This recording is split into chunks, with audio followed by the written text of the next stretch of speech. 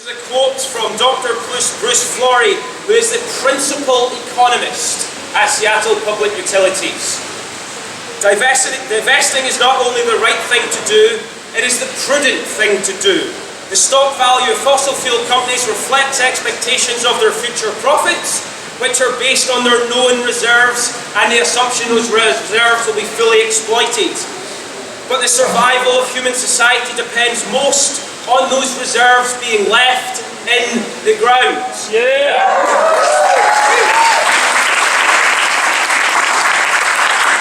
When this fact becomes clear to the market, the value of fossil fuel stocks will crash. Smart investors will have already divested. This is coming from a principal economist at the City of Seattle.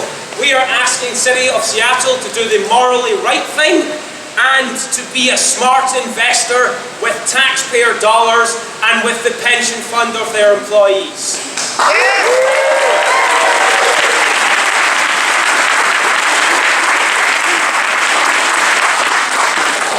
Being an Indigenous land, we're still working to make sure that we incorporate, the lessons from Standing Rock, from this divestment, from the Native communities here. So there's a lot of ways that you can get involved. It just depends on where. Is it environmental? Is it human rights? Is it social justice? Those kinds of things. Because, it's just that there is no justice on this world, so that won't work. Yeah, right? There is that. So you can get involved anywhere you want. I've been looking for that. My name is Rachel Heaton. I'm a Muckleshoot tribal member and a descendant of the Duwamish Nation. And I'm a mother and an activist and, I don't know, just everyday person. But you know what I mean, though? So the next steps are really people just Still getting informed about the effect that these fossil fuels have on our economy, on our communities, on our environment. So now people aren't at Standing Rock as in regard what I mean by not at Standing Rock. People aren't getting caravans and traveling over there. So now we're finding ways in our cities, in our local communities to get involved. And so like I was telling you, that's where we need to start talking to our friends about divesting. Find out where our cities are banking and moving this movement to get them to divest from fossil fuels. And so, and now it's, we're starting to move to universities and churches and all of these things, because it's crazy how much money oil is really involved in all of our day-to-day stuff. And so we're gonna keep fighting. We're gonna keep resisting. We're gonna keep getting cities to divest. We're gonna keep getting people to divest. And it's not just Wells Fargo. It's the 17 banks that fund the Dakota Access Pipeline. So there's Bank of America, there's Citibank, there's a number of banks that are involved. So I know a lot of people have been looking for just Wells Fargo, but if you know a city that's banking with U.S. Bank, this movement can go to that city. So that's definitely what we're trying to do, is to bring that awareness. Now that we focused on Wells Fargo so much, now we need to open it up and really get people to focus on the 17. And so I think ultimately that's what's going to end this pipeline is getting them where it hurts, and that's money. Right. So. What would you suggest to people who don't necessarily have a responsive, city council, in their local area, we've had a lot of people, that have contacted us to express that specifically. And what we've been telling people is we didn't necessarily have all of the support that we needed when this was initiated and started. Yes, we did have Shama on board with us to go ahead and work with us and sponsor, and then a couple of the other city council members got on board.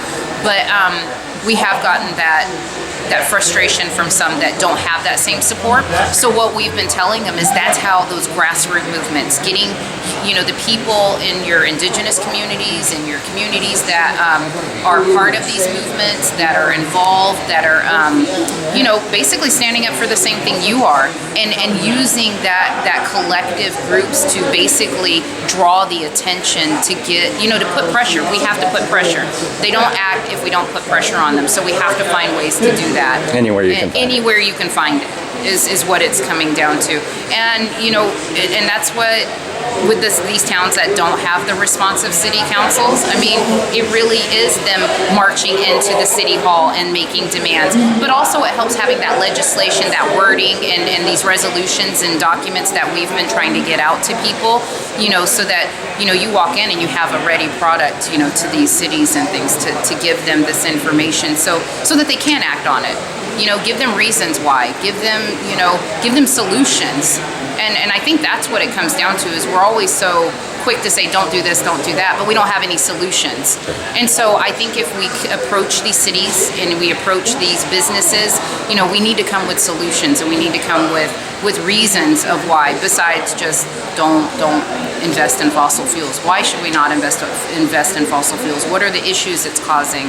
What is it doing to your city specifically? So one thing we've done is take local issues and tied them in with our divestment.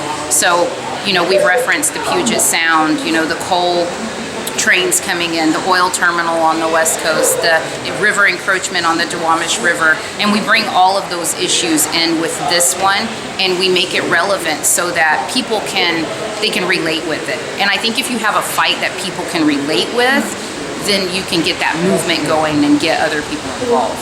Yeah, how is it actually affecting us in our direct lives? Yes, exactly. Yeah, and I agree.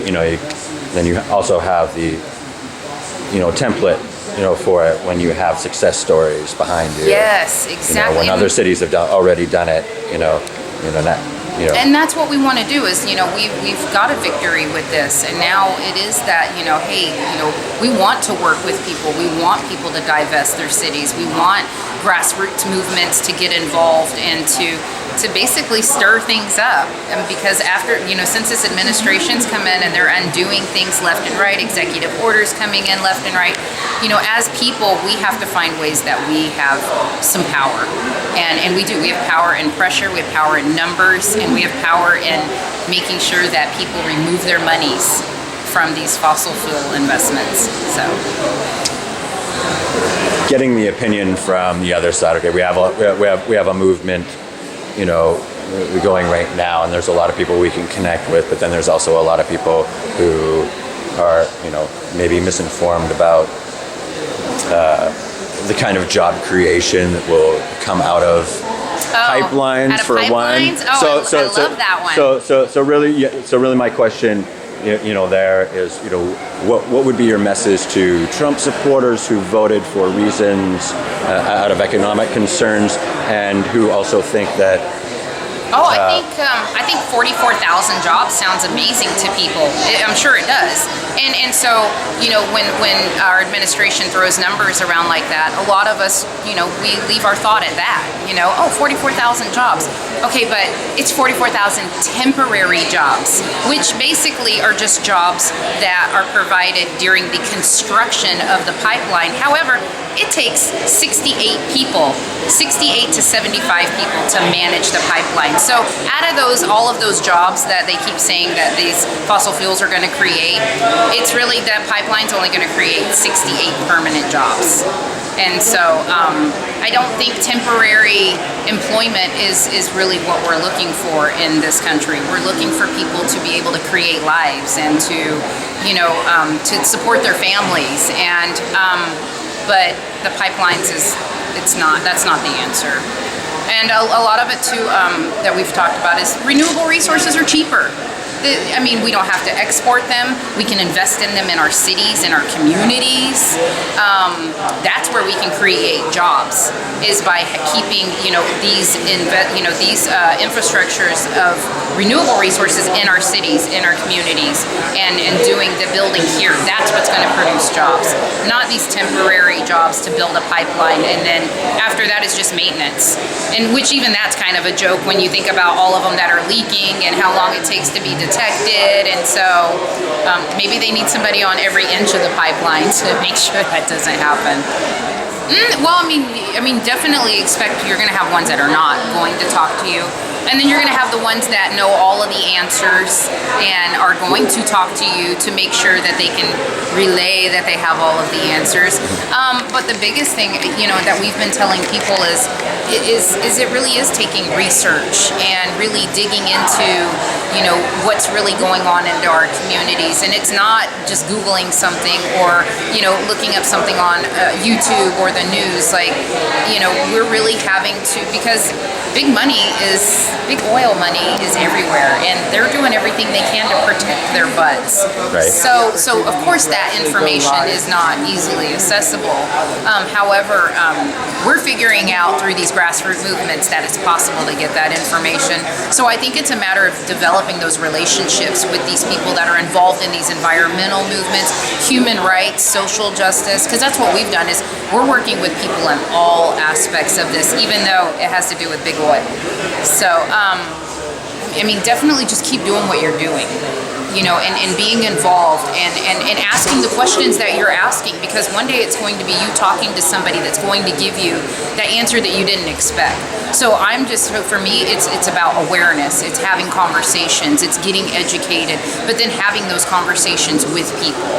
And so I think we find answers that way, and I'm finding that that's the route that I've been using is just that connecting with everybody that's involved and stuff, because like I said, it started off with Standing Rock and going over and raising funds and helping over there, and then coming back here and creating this village movement that we have and involving our communities and our city, and now we're fighting the city versus just Standing Rock and the pipeline out there. We're fighting for the fossil fuel investments in our city. We're fighting for our environmental issues that are going on here. So Standing Rock's brought all of that stuff to all over the nation for us. And so just stay involved, keep talking to people, just keep educating yourself, stay up to date on what's going on.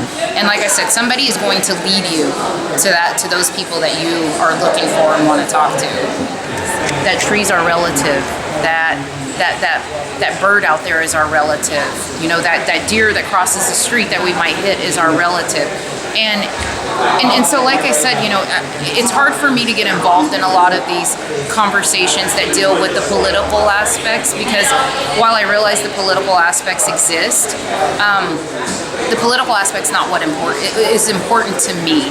I do this because of like I said, for my children, for our future generations, for those 18 million people that are downstream that are going to be affected by that pipeline, for all of the people here in the Puget Sound that are going to be affected when Kinder Morgan's fracking barges come through the Juan de Fuca down the Puget Sound.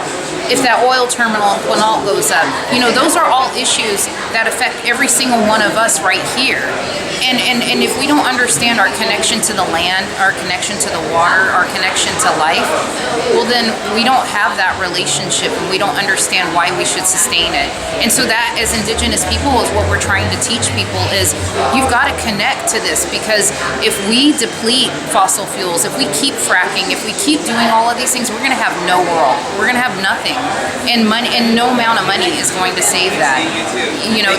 No amount of greed is going to save us from the destruction of all of our lands, our water, our air. Money's not going to fix that. And so like I said, it's easy to get involved in different aspects, but for me, at the end of the day, my fight's for Mother Earth, it's for water, it's for my kids, it's for our future generations, and it's to sustain life. So that's what it is for me.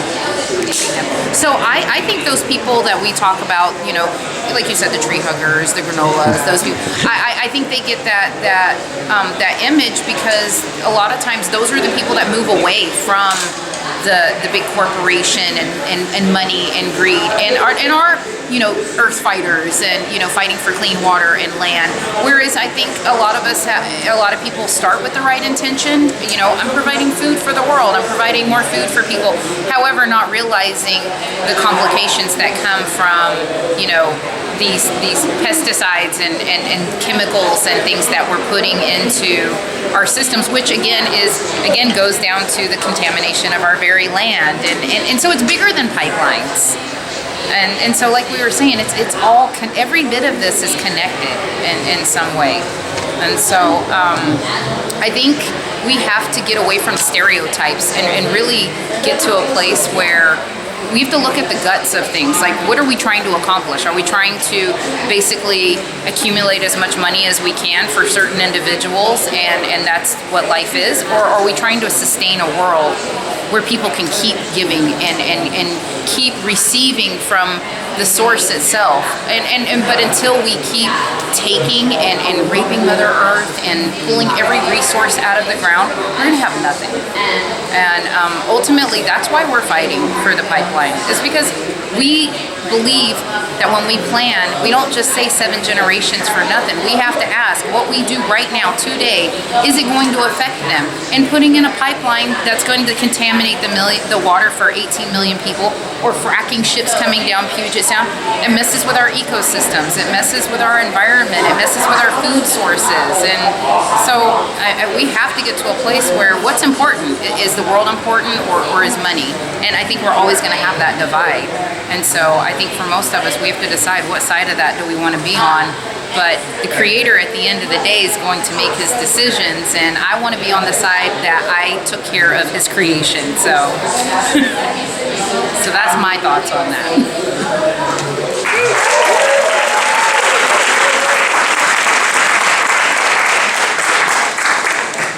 I wanted to start by saying that our movement, as some other speakers have alluded to, rejects this false dichotomy between decent living standards for working people on the planet and the safety of the planet itself.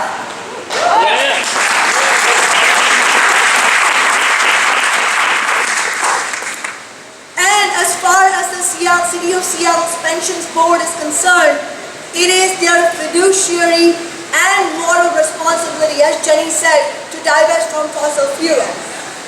Even looking from a narrow fiscal lens, which the board often does, their logic does not work in the long term, because there are, sisters and brothers, there are no jobs on a dead planet.